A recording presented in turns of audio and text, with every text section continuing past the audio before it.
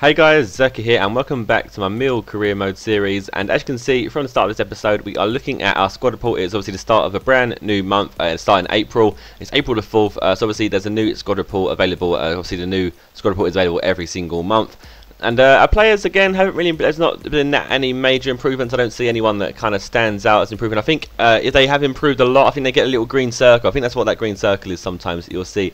You see like a little green circle on the right hand side of their name, and I think that means they've improved. I'm pretty sure that's what it is. And you see some of the players that actually brought in from the youth squad, like that Ayek Boosie and stuff, they've all actually gone up +1 or +2 already, so they're already starting to show some potential. And you see we've got Pursehouse, obviously from that youth squad. He's still in the sub box. He's still in the substitute bench because obviously Jed Steer is currently out injured for around 6 to 8 weeks.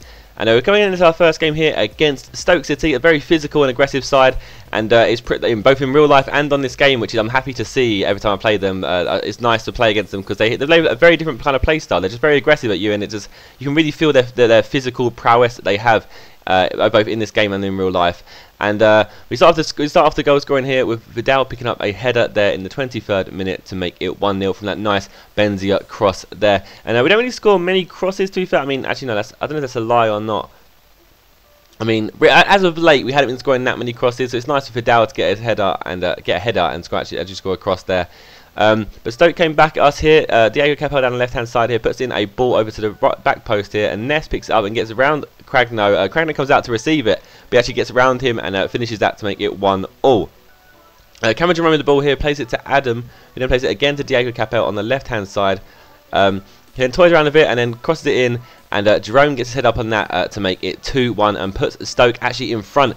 So at this point it was a bit of squeaky bum time. You know, we don't like going down against the computer, and I went straight back in and I went straight in for the kill. Redmond putting the ball in here and Vidal getting his head on that there to make it 2-2 and get us the equaliser and bring us back in the game, and obviously Vidal there scoring his second goal of the game and his second header of the game. And Vidal isn't someone who usually scores headers anyway. He's usually someone who just uses his pace to get past the defence and then score a nice powerful shot. Again, Diego Capel featured down the left hand side. There's a nice 1-2 there, and then plays it again across. Nice play pass there, and Walters should have finished that, but Walters, you know, he has a bit of a history with making some mistakes, and he made another mistake there and hit that wide. Moving to the second half now, and we've got Redmond with the ball here in the box, puts in the cross, and Bittencourt gets his head up to that, but he headers that wide, and he definitely should have headed that in, and that would have made that 3-2, and that would have made this game a lot different. Vidal with the ball here, plays it over the top to Piazza on here on the right hand side. Piazza then cuts back, plays across it into Benzia, picks up the ball and shoots, and that is then saved by the goalkeeper. So that's a chance wasted there. Well, not a chance wasted, but it's a chance well saved, and definitely a goal stopped by that goalkeeper there. Vidal with the ball again, turns to defenders and shoots, and that is then blocked by the defender, and then that then falls to Redmond. Redmond has a shot there, and that is then saved by the goalkeeper as well. And that game actually finishes 2-2. Not the best of results, especially considering after the last episode I said, could we win the title? And it actually looked like we could have a chance, or not really a chance, but it looked like we actually could be in contention for it. But after losing that game, we kind of pulled ourselves away from Chelsea there, and they kind of pull away from us, and we're kind of losing that place that we've got there. And we're starting to slowly, well, after that game, we dropped down the table to 4th place, I believe.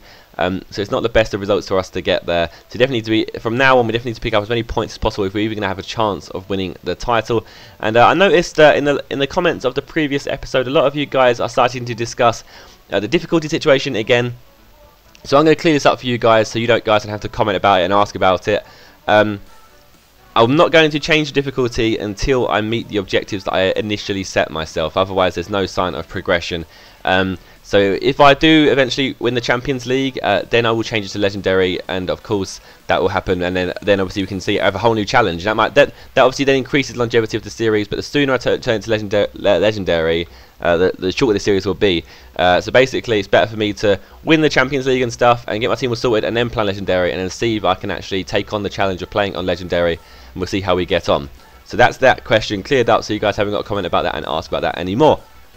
You can see we're now into our next game here against Newcastle. We're taking the lead here with a nice Vidal goal to make it 1-0 pretty early on. Moving to the 31st minute now, Ben Arfa plays the ball over the top to Demba Ba, and I don't know if Demba Ba was initially at Newcastle when this career mode started, or whether he has gone back to Newcastle. Because if you guys remember, when I started this, I actually had the updates on, so I'm pretty sure Ba would have actually been at Chelsea at the time. So I'm assuming he may have actually been transferred back to them. I'm obviously just second guessing here, but Actually, no, it'd be too much of a coincidence for him to go back, surely, wouldn't it? But anyway, Newcastle equalised there with Barr scoring that goal, and they then, in the second half, got a lucky goal there, and C-State scored that there to make it 2-1 and put them in the lead again, and not again, put them in the lead, and that again makes squeaky bum time for me because I had to go out and get that goal just to get a draw.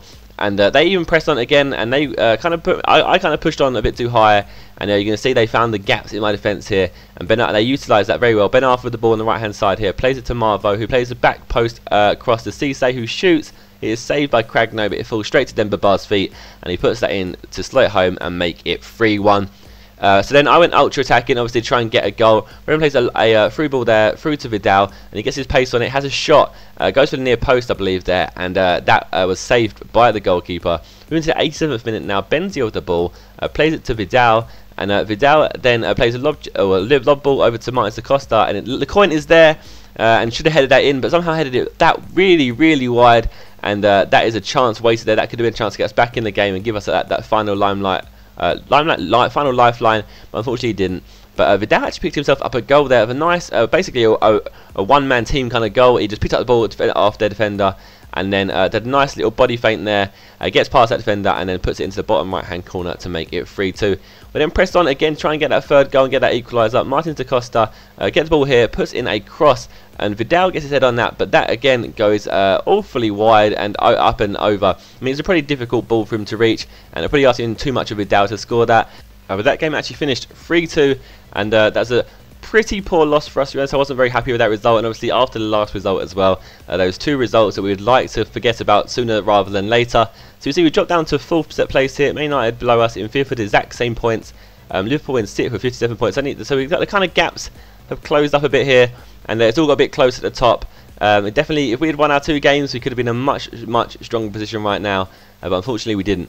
And you're going to see here in this game against Fulham, you've seen the lineups changed a bit. I don't know if it has changed in the previous games. I don't know if I forgot to mention it or not. But I've moved Demenzes back to CDM and actually played Bittencourt on the left wing, purely because Bittencourt has more of those stats. He's faster, has better acceleration, has better skill, and he just has a better all-round attacking kind of prowess of a player. Where Demenzes hasn't really got those stats, hasn't really got that pace to get past defenders. So Bittencourt is more suited to being a winger, and I think Bittencourt actually, one of his positions is actually right mid. So him to be left mid is basically the same thing as being right mid, just obviously you're cutting in or you're not cutting in. So he has that ability to play on the wing, so that's what I've gone with, and we'll see how that one works out this time. Obviously, as we said, we do want to feature Demenzes to try and get him to improve as much as possible, because obviously, as you guys know, he's only young and he has very high stats for his age. But anyway, see, we win 1-0 again early on. A purple win to Benzia here, and he then should have made that 2-0, but he headers that pretty narrowly wide. But definitely should have done better with that header there, especially considering Benzia is someone we consider to be quite good in the air. I can see that was a great tackle there from Okore to stop Fulham getting through and making it 1-1. Benzia with the ball here, plays it to Piazon. He turns the defender and shoots, but that just goes over the crossbar, and he should have finished that one. He was in a great position, and that is a goal you'd expect Piazon to score, but obviously he was on his weak foot, so maybe that is the reason why he missed that. But anyway, we have a counter-attack here, and the ball is played to Vidal there by Piazon, and he finishes that up to there to make it 2-0 just before the stroke of half-time. And that puts us in a very strong position going into half-time, obviously being 2-0 up against them. Feeling very confident that we could go on and win this game with a higher goal scoring margin and get ourselves back in that form that we was previously in before this episode actually started. Vidal with the ball here again, just after the second half started. Some nice skills, shoots, and then actually makes it 3-0 there. And Vidal is on fire in this game, especially with that nice little skill goal there. And you guys tell me off for shooting from long range sometimes, and as you can see, it paid off once. So you guys are wrong. We're not wrong. I know I shoot from the long range all the time, but sometimes it does pay off, and they're the kind of times it does pay off. Sometimes you just have to take a risk. But anyway, so 3-0 up here, feeling very confident we're going to win. I actually take down, Biragi actually takes down Fulham player there, and he gives away a penalty, and that is not exactly what we wanted. And lucky didn't get sent off for that as well, to be fair. Maria set up to take that penalty and took that into the left corner, and actually scored that to make it 3-1 and give them a little taste of hope in this game, and in the potential they might actually get back in the game. Another tackle then there, and the referee gave a penalty for that, which is a very poor decision because the tackle was already made. I think he gave the decision for the tackle after the ball had actually been tackled off of him already. But again, Reece picking up another goal after there from his second penalty of the game to make it 3-2, and that brought Fulham straight back in the game, and that is not what we wanted whatsoever. Benzia with the ball here in the 65th minute, has a shot, and that is then saved onto the post. Again, another long range shot, nearly paying off. But luckily, we managed to hold on to that game. I thought we was actually going to lose that game once it went 3-2. I didn't think we was going to lose that game. I thought we were just going to throw the points away and get a draw or something. But luckily, we held on, won that 3-2.